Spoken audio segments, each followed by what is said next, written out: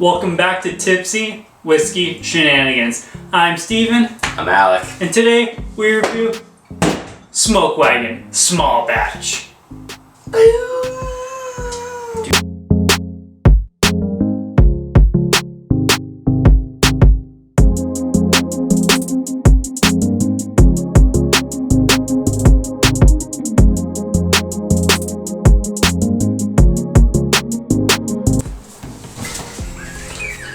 I was not ready for that. Alrighty guys, so today we're reviewing Smoke Wagon Small Batch whiskey from the Las Vegas. So, it's sourced, I think they're now sourcing from MGP. Don't quite know. I think it's like contract distilling. That's a whole nother episode though, so we won't get into that. Yeah. That being said, like normal, before we get into this, what's your bias on this bottle? Looks so good, actually. I love the look of this bottle. I love that it's got that wax stamp in the front. I love that it's got these, like the bushes coming up the top. I think it just overall is a stunning bottle. If you had this on your shelf and someone saw it, they'd be like, "Whoa, I want some of that." Yeah, it's a gorgeous bottle. My bias on this, personally, I actually just watched a podcast from the guy who's the master distiller, or not from the guy. It had the guy who's the master distiller of Smoke Wagon / owner. I'm not quite sure of the details. Again, didn't do enough research. But I really liked what the guy had to say. I think his opinions and thoughts on bourbon were phenomenal. And I wish a lot more distillers / companies were more like him. That's yet another episode we're not going to get into. But that being said, we're both excited. Our biases, we're both excited, and we want this to be damn good. Let's do it. That was the lamest cork pop ever. We're gonna give that a double shot. Okay, lame cork pop. That's okay. We're not gonna hold it against you. Alright, so our bias is we want this to be phenomenal. Alex never had it. I've had it once in the store when I bought this bad boy. You had it in the store? Yeah, because the guy at the store was like, "Hey, you want some samples?" And I was like, "God damn, I do." And then I tried some, and I remember liking it, but it was right after, like, 2 weeks after I got COVID, so senses were a little off, to say the least. So I don't really remember whether it was phenomenal or not. For all you people out there who have had COVID, relate to this. Taste buds, RIP. But yeah, so we're gonna go ahead and get into it. $50 roughly in my area. A 5-0. 5-0. So start off, we're gonna do a little pour. Ooh, nice. This is probably the most successful pour I've ever seen you do.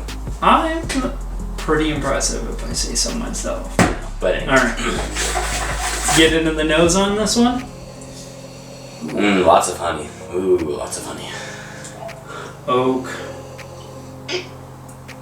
Vanilla, honey. Caramel. Some dark. You just spilled whiskey all over me. God damn. This is gonna be a rough video, guys. Anyway, it's alright. Ooh. Okay. Caramel, honey, vanilla. I'm allergic, obviously. Yeah. Nothing's really coloring out of the lines on the nose.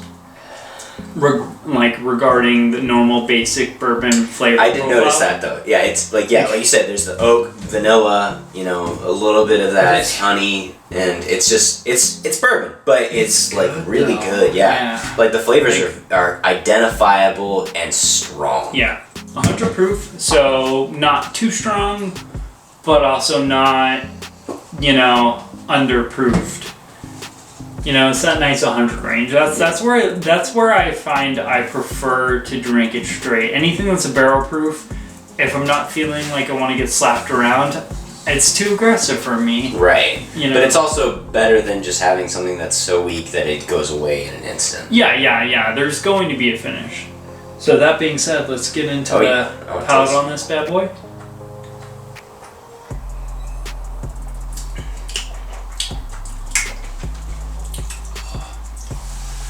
Wow. There's a lot of honey. A lot of honey, a lot of vanilla, a lot of oak. Not a lot of fruit. A little bit of like a leathery taste at the end.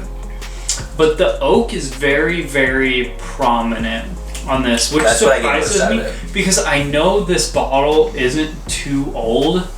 This whiskey tastes a lot older than it would be. Right. Like I think so. I could be wrong, guys. Correct me in the comments if I'm wrong. Absolutely. But I know this is usually somewhere around a blend of like anywhere from like 6 to 9 years bourbon. But it tastes like a 12-year-old bourbon to me, or something like 12, 15 years. I noticed like, right off the bat, like one of the first things that I did notice when doing the tasting was that there's a lot of oak, but then it was also very strong actually when it came to the alcohol. Yeah. Oh God, I like this though. Yeah, I wouldn't say it's a lot of people's flavor profile because it is aggressive, but personally I like it. You get like some oak, some vanilla, some dark cherries, maybe a little bit of chocolate there. Oh my God. I'll be here a while, guys. We might need to give him the room.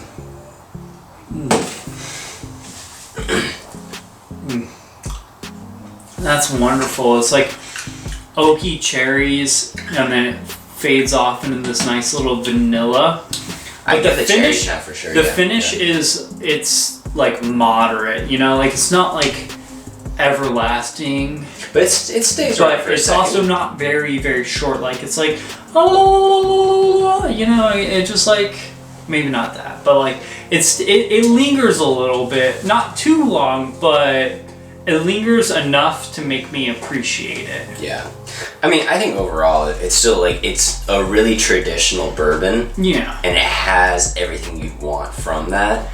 I think the proofage is actually perfect because while Steven loves everything that's, you know, a little bit higher up, I am not huge on anything that's over like 55 to 60. And this one tastes like 55 to 60 actually. So I think this is great for what we're looking at. Yeah, I like it. So, that being said, what do you give it for $50? A $50 bottle. I think at a $50 price range, I'm gonna give it just a B. I think that it's a B for a lot of reasons. That it has, like I said, all the traditional means to it as far as taste, smell, and just overall, like the profile itself is good.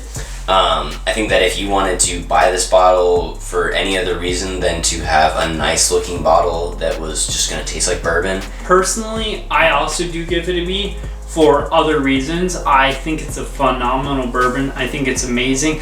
That being said, $50 is a little bit... Right, a little pricey. Yeah. For that, you can get like rare breed. You're almost getting to 1920. So on comparing it on that level, I don't think it quite matches up. So if this was $40, this would be another thing. But coming in at $50, I'm giving it a B. That being said, price, I think. Also, I'm not really against that though, because it doesn't come from a big brand name. That is true. It's a smaller company, and I want to support it. So even though I'm giving the bourbon inside of it a B, I'm also willing to buy it again. Well, yeah, because like it's supporting we said, a local distillery or company, however you want to call it, because it's contract distilling. I don't really personally care. I care about the bourbon inside of it. I don't care about the legalities or anything of that nature. But supporting local or starting out businesses, I think this is phenomenal whiskey. It's a little bit more expensive, but that's to be expected when you're going from your mass-produced whiskeys to kind of smaller market kind of whiskeys. Well, and like we said in the beginning, this is something that it looks like really cool. Yeah, just off the looks bat. phenomenal. And I think that, like, you know, eye candy. Everyone loves eye candy. Yeah. So, you know, you see this bottle and you think, wow, that's probably like good stuff. And it is. It's just that when you put it at a price range of $50, you're talking about something that might be a little out of reach for the average Joe, as I said. Yeah. So that's the only downside to it, but I think if, you know, price wasn't a factor here, it'd be an amazing bottle of bourbon. Yeah. I'm getting way more oak and dark chocolate. Like, it's like oaky dark chocolate cherries now that I'm trying again at the end of this video. So, this is... I really like this bourbon. Phenomenal. That being said, if a bourbon's like roughly at like 50, 60, 70 bucks, I want it to be Great. a little bit more than I'm getting from this. But I do love this bottle. I would buy it again. You'd make it Without into an infinity hesitation. bottle. Yeah, given I plan on making the Wild Turkey 17-year-old Bourbon Bonda infinity bottle when we're done with it. Infinity bottle will come into another episode. Yeah, we'll get into that later. Yes. But on that note, this is our video. Yeah. We're going Do to us a tell favor, like, comment, subscribe. Facebook, Instagram, come to be Twitter maybe. Who knows? But But Twitter. At Twitter. no matter what, Tipsy, Whiskey, Shenanigans, find us, like us, subscribe, comment, and just give us it all. Alright? Yeah. Let us know what you thought about this video. Yeah. But cheers, y'all. Cheers. See you later.